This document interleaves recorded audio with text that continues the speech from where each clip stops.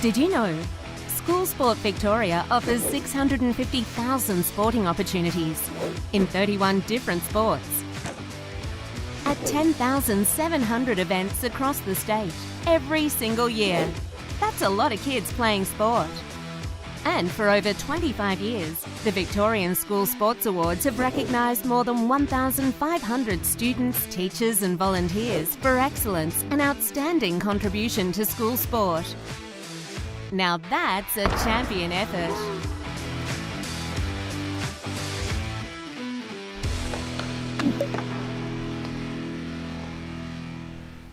Good afternoon and welcome to the Ask SSV show. We've got the very special James Connor, Olympic diver, with us today. How are you, mate? I'm good, thanks, Raf. How you doing? Excited to be here and be a part of it? I'm good. I'm excited that you're excited, but I actually have been looking forward to this interview for quite some time because I've heard you're quite the character. So, oh goodness, well, you're flattering me, and you're also setting a high standard, so I'm a bit nervous now. I'm sure it'll be fine. Hey, we want to get right into it. So, I mean, you've got some pretty amazing achievements that date right back to Team Vic, and we'll talk about them very briefly now, but we want to get into your international achievements as well. But you made Team Vic 2005, 6, 7, 8 and 9. The 2005 Team Vic was the Pacific School Games, which is the first Pacific School Games, and out of that, you've got a haul of medals: 2 gold, 3 gold, 3 gold, 4 gold, and 3 gold. My maths is not that strong. Amazing. How on earth did you stay in form right through that time? Because I'm going to guess at 2005, you would have been 10. Yeah, that's exactly right. So your maths is perfect. Exactly. 2005 was the first, my first Team Vic. And yeah, exactly. I guess over the course of, I suppose, what was the next 5 years, I was very lucky, I would say, was probably the secret to the success in the school sport domain. But honestly, just great coaches. And I was blessed with great training partners, one of which you've already spoken with Annabelle Smith. We've been friends for a long time. So yeah, probably good friends, good coaches, and good luck was probably the secret. Very good, mate. Well, I mean, there is a certain part that for young kids, students at the age of 10, 11 and 12, there is that natural ability that does get them places. But as you will know and we'll get into later, that natural ability only takes you so far, and then it's hard work in the gym and training and all that, because you have an international haul as well. So 2 Olympic Games, London 2012 and Rio 2016. 2 Commonwealth Games, and you medalled at both, silver and bronze. 2 Commonwealth Games medals. And then also Commonwealth Games in 2010, 2018, Australian representative at FINA World Championships 2011, 2015, 2017, and finalist at the FINA World Championships, 4 times. That is quite amazing. Yeah, well, especially when you read it off a list as well, it makes it sound like I could have just got to it real quick and finished it all in 1 year. But you're right, it's behind the scenes stuff that just years and years of hard work and perseverance. I suppose I've been the beneficiary when it comes to amazing experiences that I wouldn't have had without sport to lean back on and to get out onto that world stage. But also memories that I'll hold super close and dearly for the rest of my life, for sure.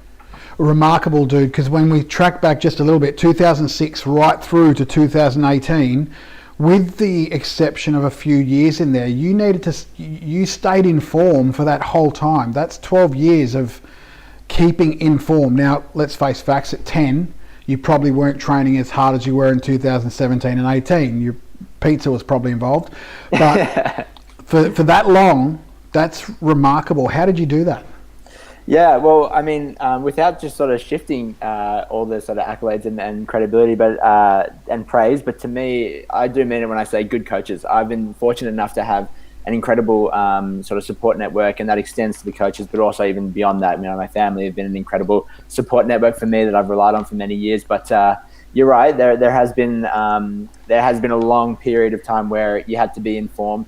I won't lie, it's not always about being in form for the entirety of that experience, that period of time, but rather being in form at the right time. So a lot of that comes back to the training and the preparation. But I had a few moves as far as training locations. I grew about probably 4 foot in those years as well, and so there were plenty of challenges. I guess honestly perseverance was a big one, and just continuing to chip away and get better every day.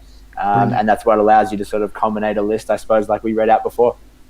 And you've got some obviously national, but more importantly international medals. Give us a look at the Com Games medal that you've got right next to you there. Yeah, so this is the Commonwealth Games silver medal from Gold Coast. I'll see if I can work out the mirror aspect of the camera. But yeah, this was a super special event for me, and one that I hold very dearly to my heart. It was the silver medal from the men's 1 meter event, which was my first event in the 2018 Commonwealth Games. And as you alluded to as well, I went on to take bronze in the 3 meter a couple of days later. But to me, this is the one that sort of got the ball rolling, and very special to me. Brilliant, mate. That's a great story. Now, talking about getting the ball rolling, where did this all start for you? Because it wouldn't have started, I'd imagine, standing on a 10-metre board. Probably wouldn't have started at home diving into the bath either. So where did it all start for James Conner? Yeah, well, actually, funny you say, if it started at the 10-metre platform, I don't think I ever would have gone back for day 2 of diving. So it's lucky that it wasn't that way. True. But for me, I started diving when I was 8 years old. I started at a local club, just sort of 20 minutes, about a stone's throw from my house. I remember I tried out with my older sister. She was a great gymnast at the time. Was going over to diving, and for me, I just thought I'd sort of give it a bit of a whirl as well. I think the coach took a liking to her straight away, and I got given maybe come back when he's a little bit older, and probably not expecting. I rocked up on probably the day after my 8th birthday saying I was older now and I was ready to get going, and I've stuck with it ever since. That's so good. Now, the age, like we said, we talked about you were 10 years old at the time. What part did school sport play in your formation as an elite athlete? Yeah, I mean, I think it sets the ground roots, honestly. For me, I had the privilege of actually going into that same club was where last year the school's nationals was held, and so I was able to take a bit of a walk down memory lane and see how it all still operates these days. But for me, those sort of experiences, exactly being 10 years in 2005 at PSG, I remember it was the first time my family had to buy tickets to watch me dive, and I thought I'd made it. I was a big superstar like all the AFL players. So it was probably pretty handy in getting that confidence going right early, right off the bat. But at the same time, I think just sort of those experiences through all those sort of 4 or 5 years that I was on those Team Vic teams allowed me to build great friendships, have great memories, and just enjoy the lasting sort of passion for the sport that comes from recreational activity and the ability to represent your school. Brilliant. Now we've got Michaela who's actually joined us. Now Michaela was going to come a little bit later in the show, but she's here with us now. So why not get Michaela Chat? Sorry, your vision's a little bit distorted there, Michaela. But Michaela Starr, University of Indianapolis. Are you over in the US right now? Yes, I am. Right. Brilliant. And it's probably getting Thanks. later, so it's good that we're on early then. Yeah. Thanks heaps for joining us, Michaela. How have you heard about James, or how do you know James?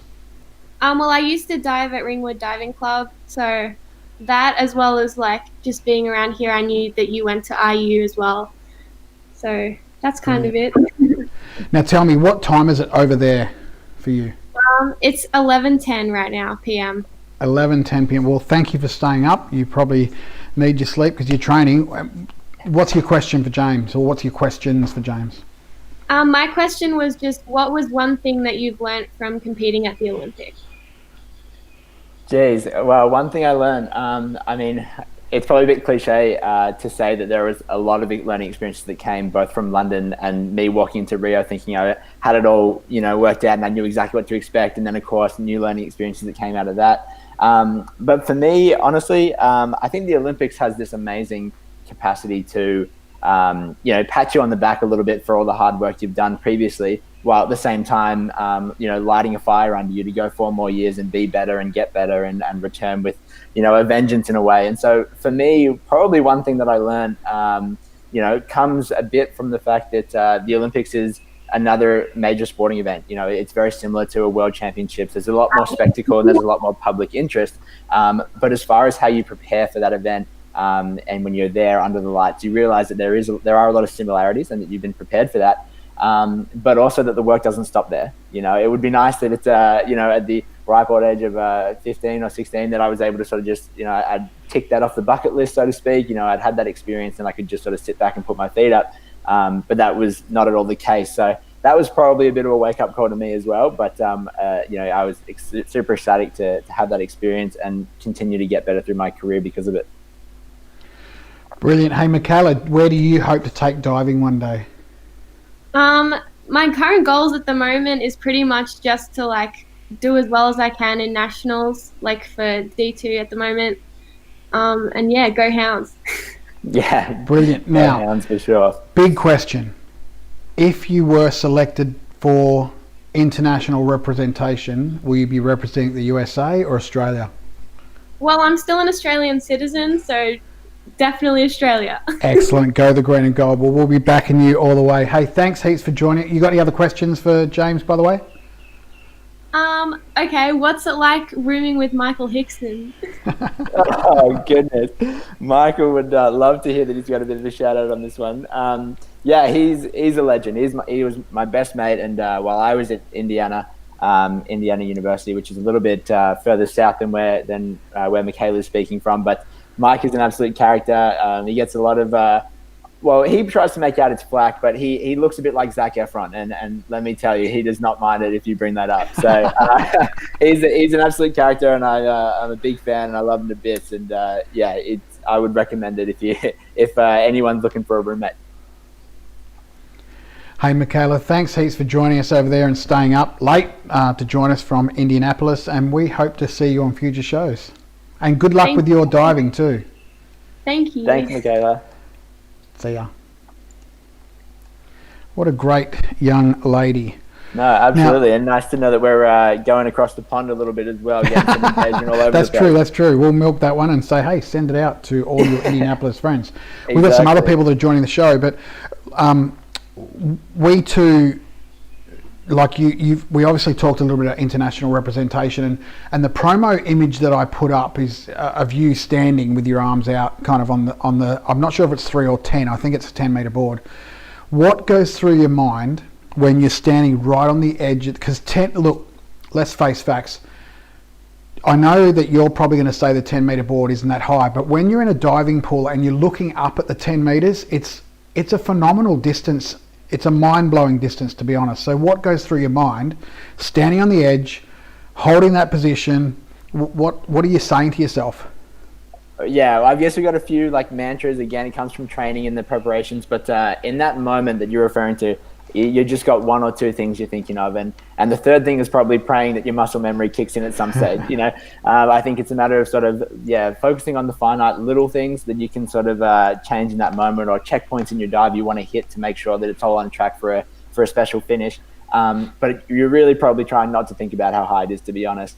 I think growing up especially, and as obviously the degree of difficulty of the dives you're competing to match the standard of which you're competing against, there is a certain point where, as you sort of alluded to, the 10 meter becomes or transforms from being, wow, that's a long way up, to all of a sudden being, hang on, that's all I've got. That's all I've got to get through these 3.5 somersaults going the other way with a twist here and a pike there.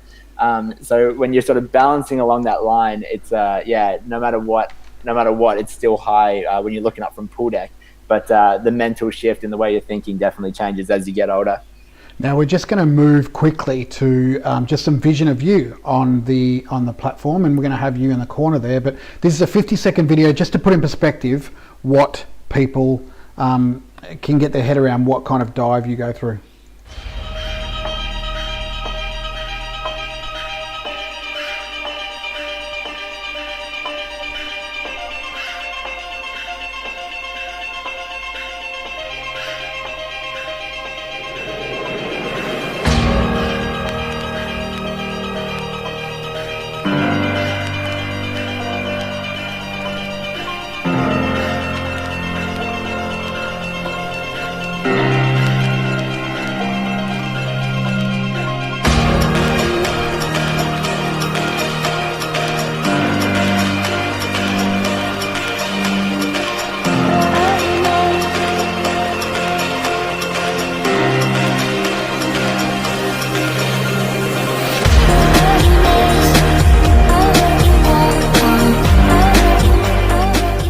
Pretty special video there, mate. Now, I've got to ask, there was a young lady in the crowd who was probably doing what I was thinking, which is like holding her. Who was that? That was Grace Reid. She is a springboard diver for Scotland, and actually she went on to win the gold medal in the women's 1 meter, the first gold medal for Scotland ever, and a day or two later. But yeah, she was pretty emotionally invested, and it was a tight competition. So yeah, it was good sort of interaction, I suppose, to see what the crowd was going through while I was trying to just put all that out of my mind. Brilliant stuff. Now, what is it like taking back to when you first represented Australia in the 2012 Olympic Games, I think it was? What was it like, actually 2011, FINA World Representative, what was it like to wear the green and gold? Like, how do you deal with, first of all, what was it like, but how do you deal with the pressure, the mental pressure of being so young but donning the green and gold? Well, actually, even going back 1 year further, it was 2010 Commonwealth Games as a little baby. So that was actually why I wasn't in the 2010 school nationals, and that sort of kick-started a career sort of in the senior side of things. But so my experience in that Commonwealth Games, I remember someone saying that was on the team, being like, your first international competition, and it's the Commonwealth Games. Number one, we all of us waited an extra few years or whatever we had. We put some more sort of I suppose runs on the board beforehand. But for me, at the same time, it was a bit of a sink or swim type mentality as well, because you're just kind of thrown into the lion's den. And the Commonwealth Games for diving is a very competitive event. So being announced on that team, that was honestly the first time I'd ever felt that elation of like walking on air. I was walking over to shake the hands of the announcer at the time, and sort of taking that all in. And I remember just thinking, this is so surreal. And of course, being on the platform then in Delhi, cameras, like I was talking about with the Olympics and stuff, it's all very similar. You're in a village environment, the cameras are on you. But you're no longer just this young boy, who's diving and just loves diving and is just there to have fun and continuing to just do what he can. All of a sudden there's expectation, to perform well. You're one of the representatives from Australia. Australia is a really strong diving nation. And now it's up to you to perform. So honestly, I think I probably, when it comes to dealing with that pressure, when I watch back the film of those events, I'm constantly in awe. I think like I'm getting nervous watching, a bit like Grace in the stands. I think, I'm sort of watching it. I already know how it happened. I did it. So I'm just watching it thinking like, how are you going to do it? So in some capacity, I think it is better to be the person on the platform in power of what happens next. But certainly it's just a matter of routine, preparation, and just honestly trusting yourself and that it's all going to go all right and that you're ready to perform. That sounds pretty amazing, because I guess you can train for the physical aspect to stay in form, but the mental aspect is something that, yes, you can kind of train for in terms of, yoga or meditation, that kind of thing. But actually the best form of that training is to, what you said, sink or swim. Just get into a competition, be part of it. And you would have come away from 2010, although you didn't win a medal, it didn't matter. The fact that you had made international representation, that's experience that you cannot buy, and that would have set you up for any future international events, because the big ones are done. You've been to the Com Games, so World Championships is slightly lower than that. You wouldn't have had as much pressure, I'd imagine. Yeah, we're definitely less public sort of pressure, that's for sure, as far as like friends staying up late at night to watch you and that sort of stuff. But no, you're totally right. The mental aspect, and especially in a sport like diving, cannot be undervalued. There's, we're doing all the sit-ups, we're doing all the repetitions in training, we're working hard behind the scenes, but you've also got to make sure that you're staying on top of your mental game as far as keeping your mind in the right place. For some of those big events, you're doing sort of 30 or 40 minutes between rounds, so you're sitting just sort of in a cold call room, and all you've got is your essentially imagination to visualize how this is going to go. You got to stay warm, you got to stay engaged with the competition, so that when you do get that chance, when you get those 3 seconds standing on the edge of the 10-meter tower, you're ready to go and you're switched on and you're not starting to warm up again. So the mental side of diving, not to mention the fear aspect that comes with what we do on a daily basis, that doesn't necessarily go away either. So it really is a matter of just kind of keeping on it and just keep trying to get better every day, and that extends beyond the physical side. But you're exactly right, to the mental game as well. Well, I'd imagine so, and thanks for saying I'm right. I tend to always be right. What would you say? I was only joking. What would you say to, like, you've got some maturity now, you're a little bit older and wiser, and you've done a lot of international championships and certainly a number of national championships. If you could look back now on your 12-year-old self and give James as a 12-year-old boy some advice, knowing what you know now, what would you say? Geez, knowing what I know now, I'd probably say, keep up the hard work, but enjoy the process. Things are going to fall into place, whether they're what you envisioned or what the sort of perfect ideal world was going to be for your career, or what you hope to achieve, regardless of how unlikely those sort of opportunities were going to be. Just keep swinging that axe, keep going at it, and sort of just enjoy the everyday process. Because I think now, looking back, I sort of mentioned regarding the Olympics and things like that, being that they are, in many respects, once you've done a lot of competitions and you've got a lot of competitive experience behind you, it is almost another event in a way.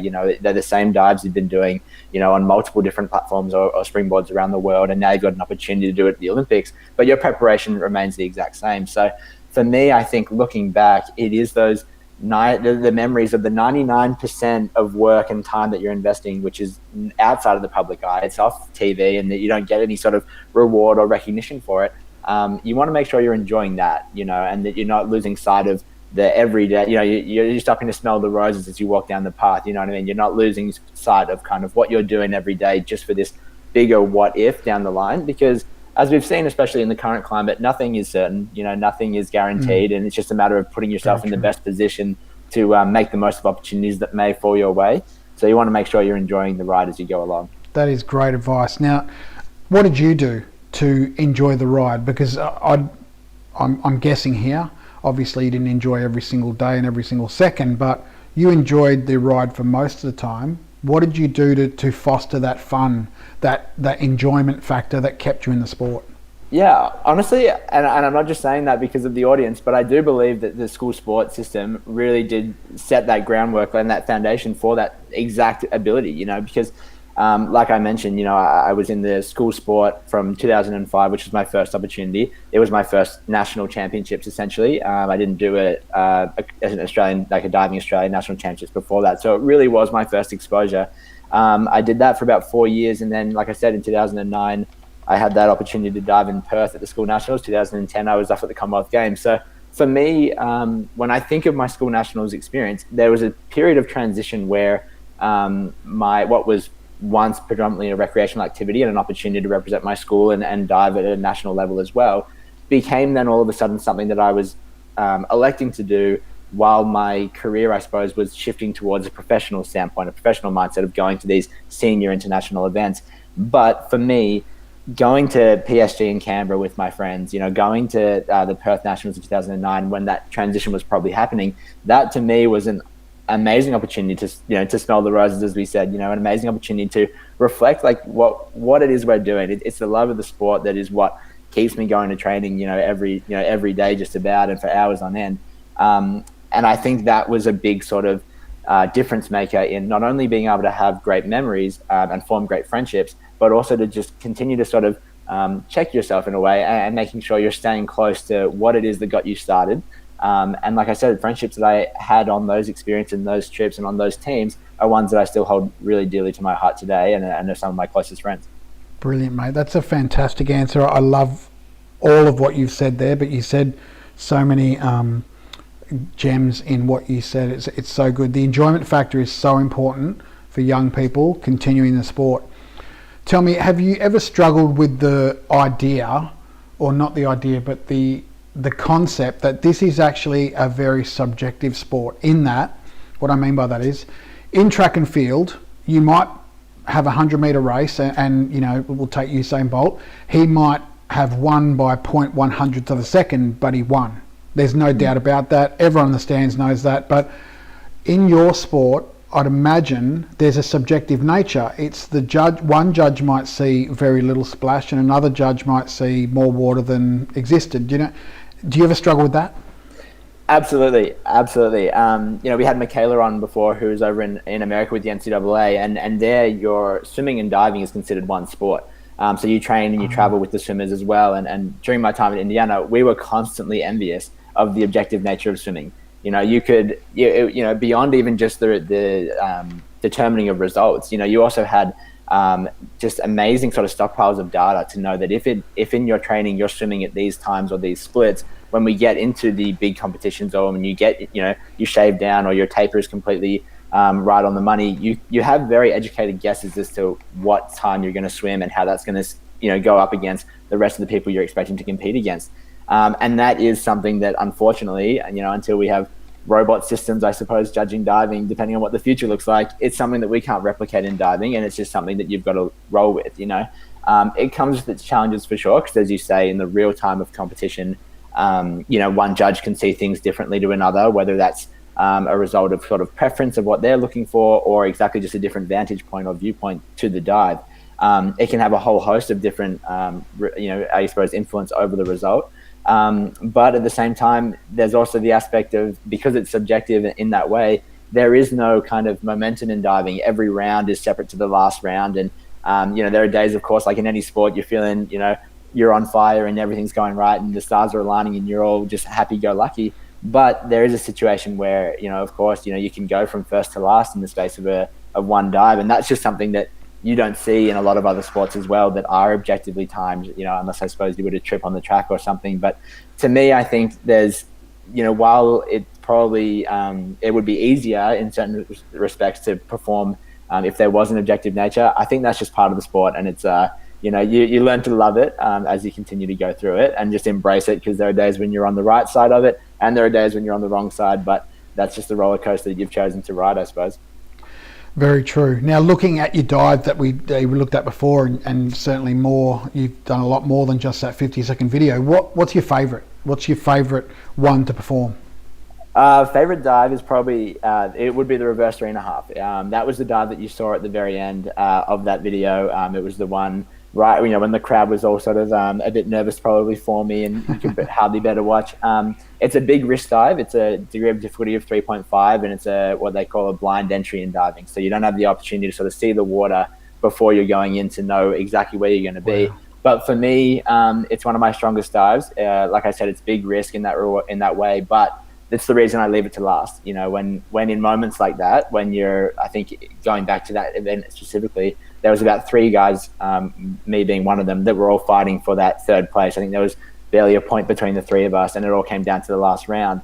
And while, yes, in a lot of cases you want something very safe that you can sort of hold in your back pocket for that kind of moment when the energy is really high.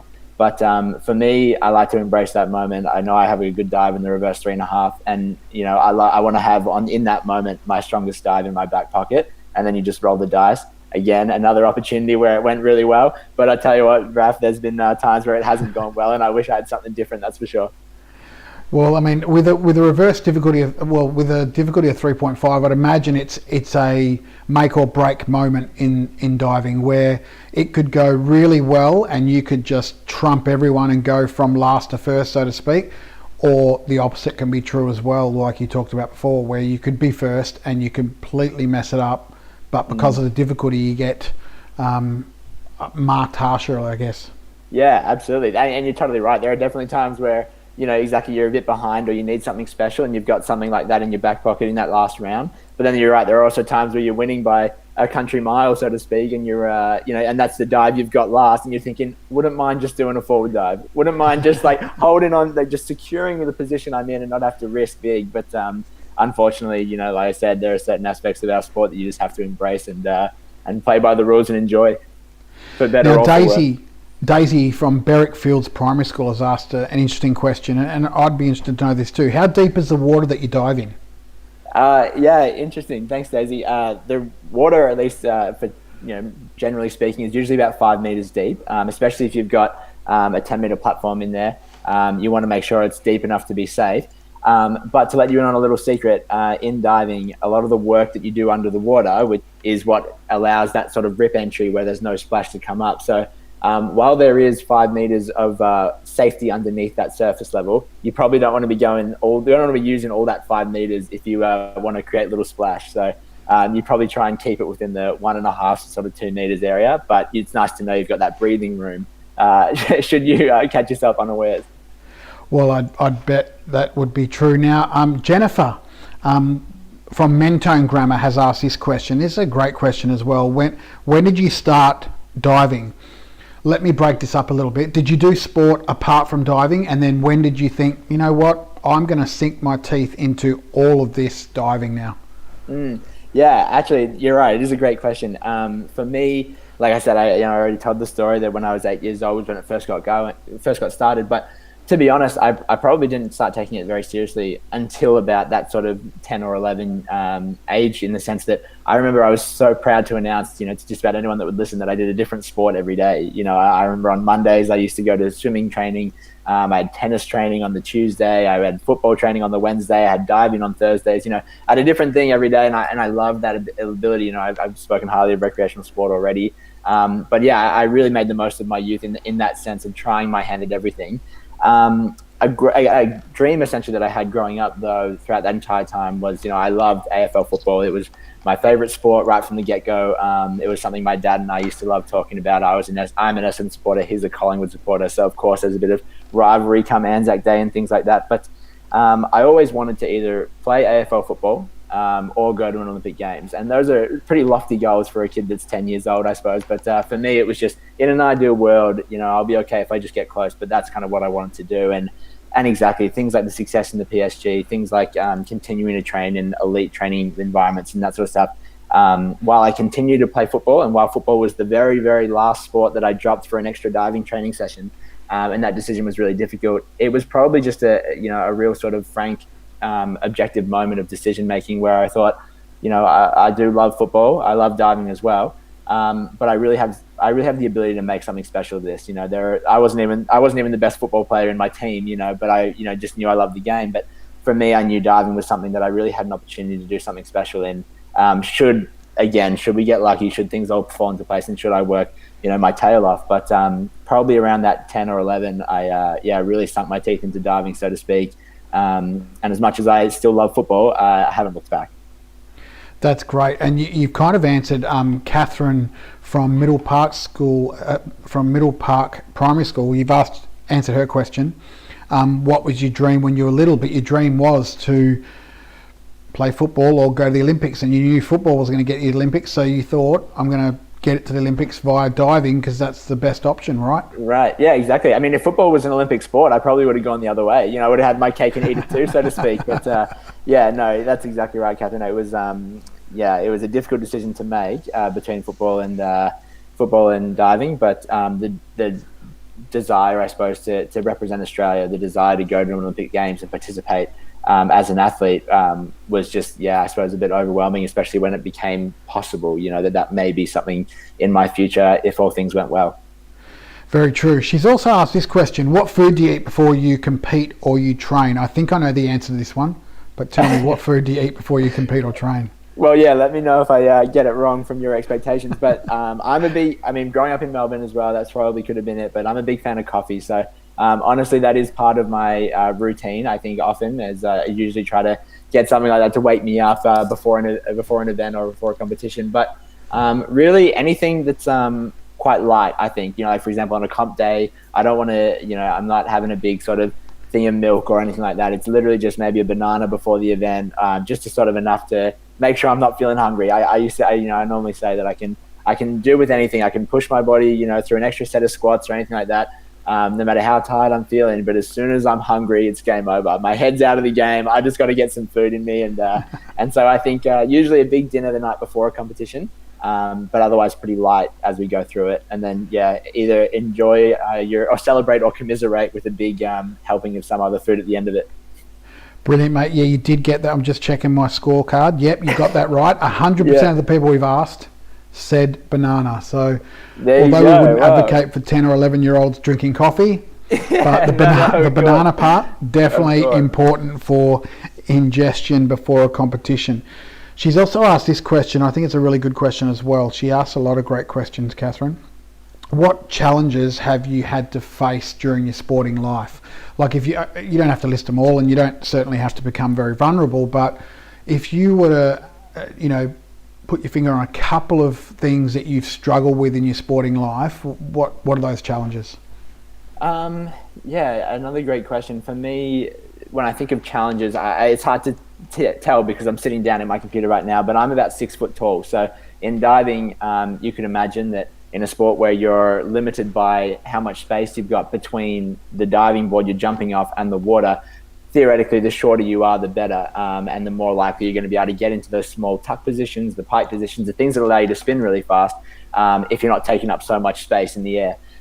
So for me, that was a difficult thing that I had to overcome, and it's not even something that, like I said, as the degree of difficulty gets harder and harder, and the dives you're expected to do to remain competitive continue to increase as well. That's not a challenge that that you ever sort of overcome and you just sort of is on the back burner and you're done with. So that's something that's been ongoing, and I guess not being physically perfect, I suppose, or ideal, having an ideal body type or shape for your sport was something that took some, adapting to. But it also comes with, when I think about it as well and reflecting on my career, it also has come with a number of advantages as well. The ability with these longer legs that I have, I can typically jump pretty high, and I can use my own legs to sort of get a bit of extra height that the other people might not have to do. So there are certainly bits of things, and in an aesthetic sport as well, you can sort of play to your strengths as well. You can have nice long body shaped lines, that as a taller athlete, are usually sort of looked quite favorably on by the judges. But at the same time, maybe you can't do the extra flip that some of the other competitors are doing just because of physical, disadvantages as well. So that's probably a big one that I continue to wrestle with, but not something that I think should ever get in the way of you pursuing something you enjoy or are passionate about.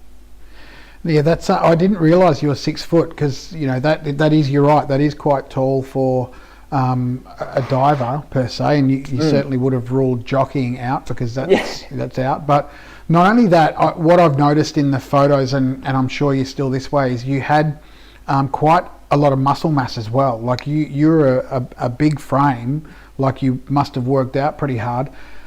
Did that work against you in terms of, obviously the more slender a person is, like you talked about, that they're going to create less splash. You were quite a big boy in terms of muscle mass in your chest, but did that work against you in terms of diving? No, not so much.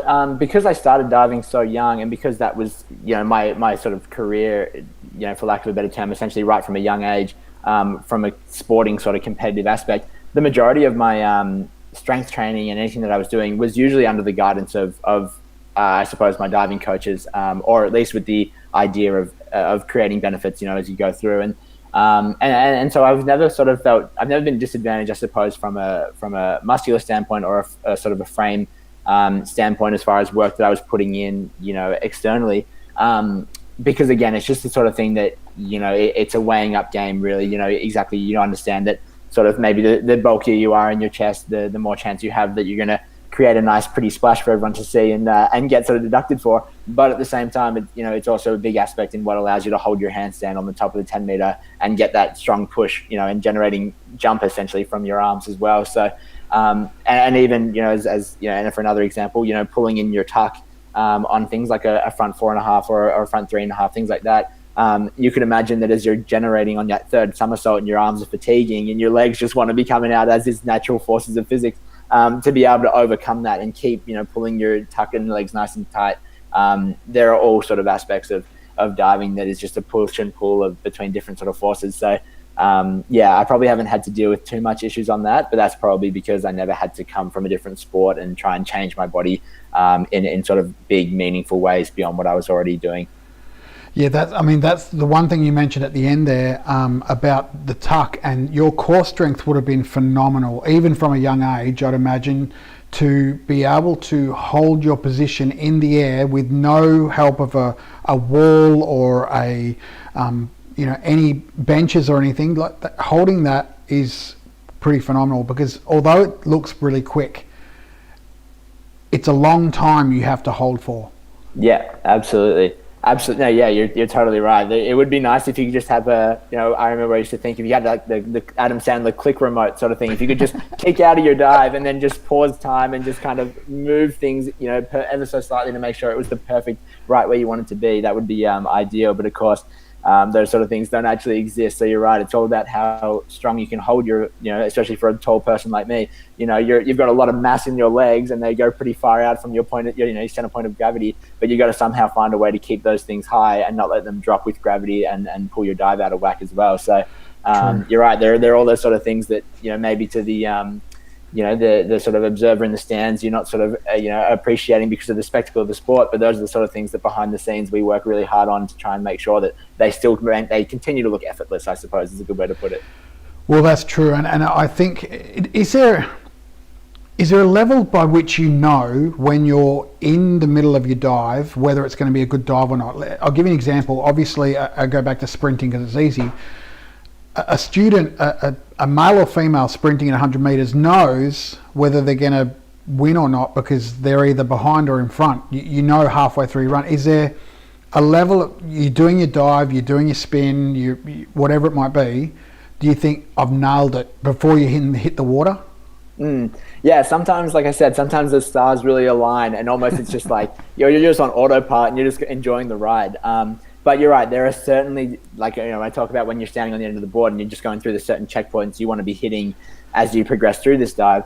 All those checkpoints, unfortunately, from a more pessimistic view, are also areas and times where this can be going wrong. So, to give you an example of a hurdle or a dive that it takes sort of one of the running approaches sort of to the end of the board, you're constantly getting feedback as to whether you're walking too quickly, your body, your center of gravity is too far forward, you're going to be through the end on the board, and all those things have sort of negative effects in a way because you're all of a sudden how you hope to land on the end of the board is going to be off, your trajectory off the board is going to be wrong, and all those things. So you're constantly, and this is one of the beauties of sport, of diving especially, is you're constantly in split tiny little seconds, milliseconds, you're constantly evaluating where you are in space, almost to where you want to be, and how you then connect those dots. So you're constantly making changes. So there are a number of times in a dive where things can go wrong. If you're doing 3 somersaults and you want to see, we see the water typically on a lot of our dives 3 times. It's a way of counting your spots and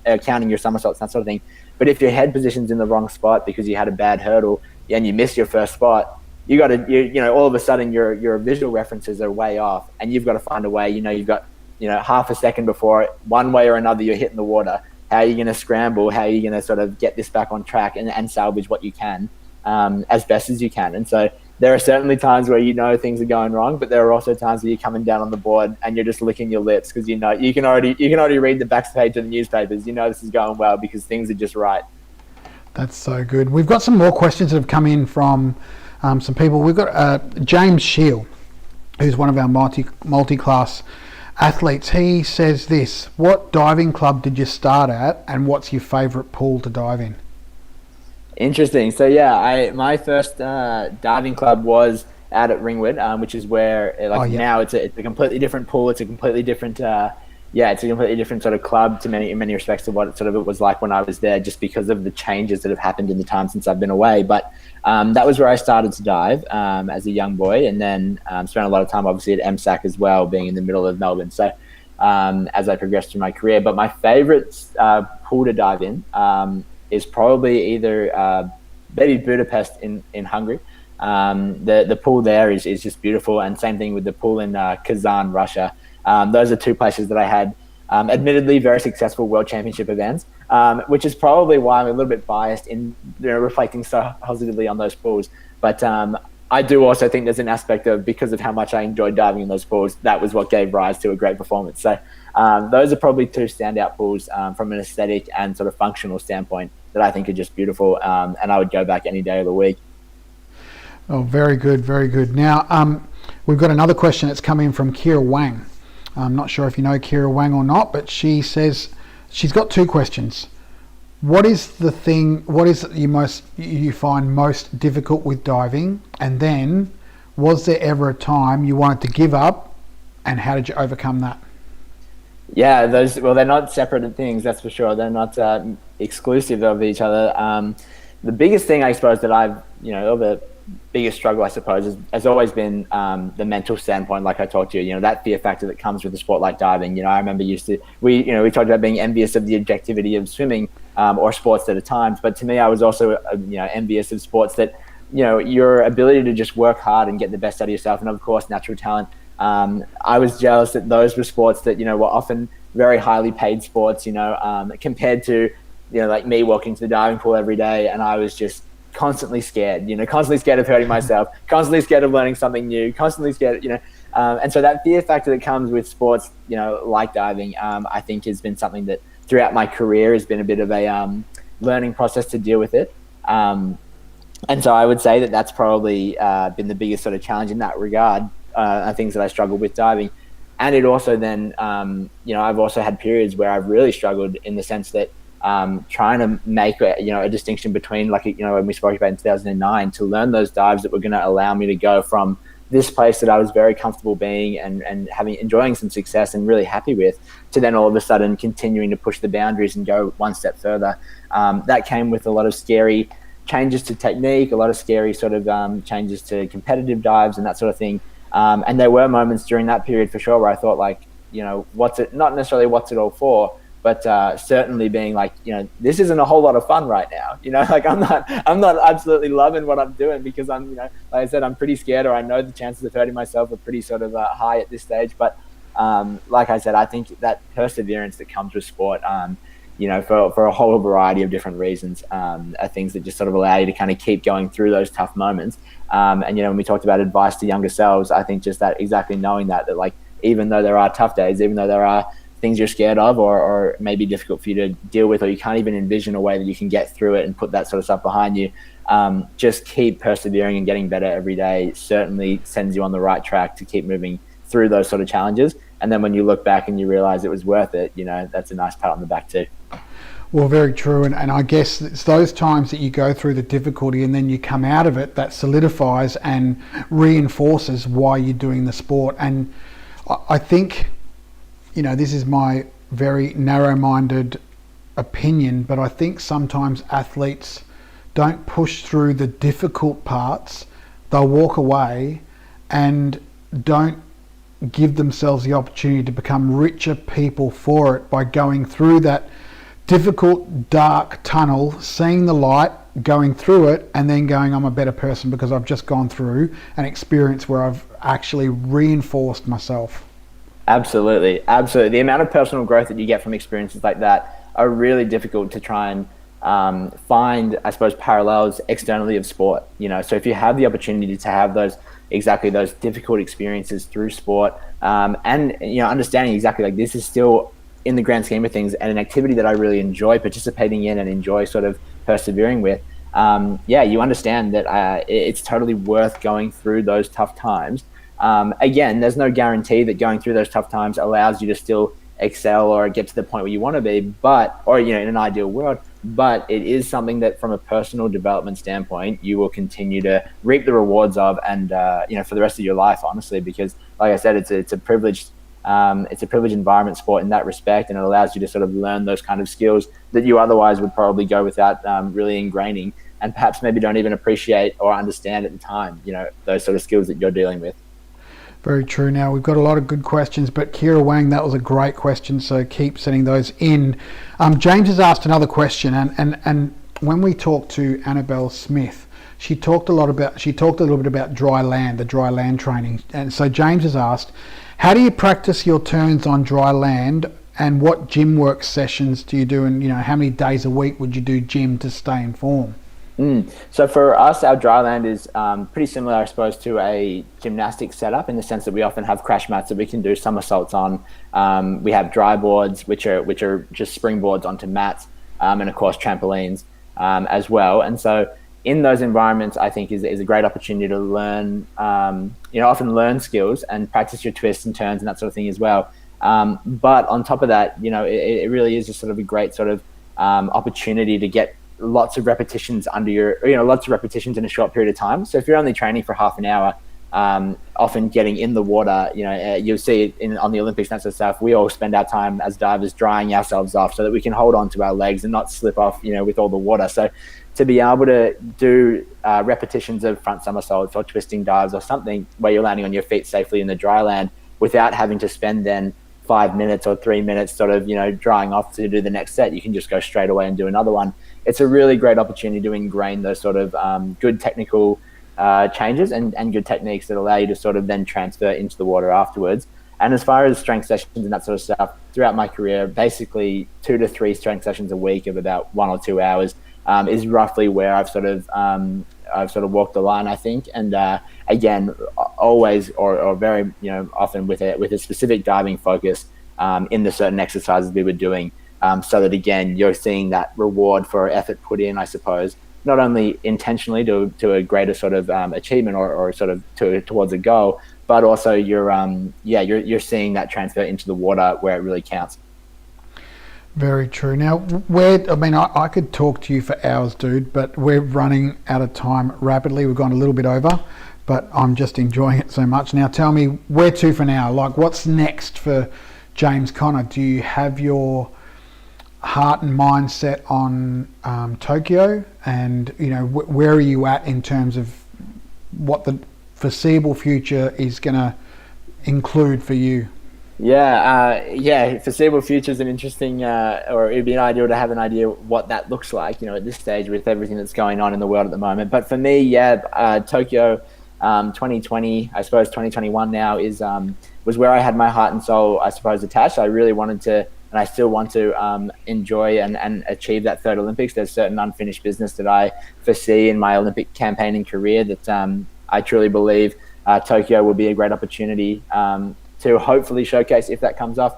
But I also, have a neuroscience degree from Indiana University as an undergraduate that I completed just over a year ago now. So, at this stage, I suppose the short term is do everything I can to make sure that Tokyo is something that I'm at least part of the conversation for should an Olympics go ahead and should that opportunity become available. But I also have some pretty lofty goals, I suppose, moving externally of the diving pool that I hope to sort of pursue at some stage as well. You've just blown me away, dude. You're an elite athlete. You've been to Com Games, Olympic Games. You've studied neuroscience, which is no easy feat, and you're good looking. How on earth have you managed to get the trifecta? Neuroscience, that's pretty amazing, dude. Like, where do you hope to take? Where is that going to lead you?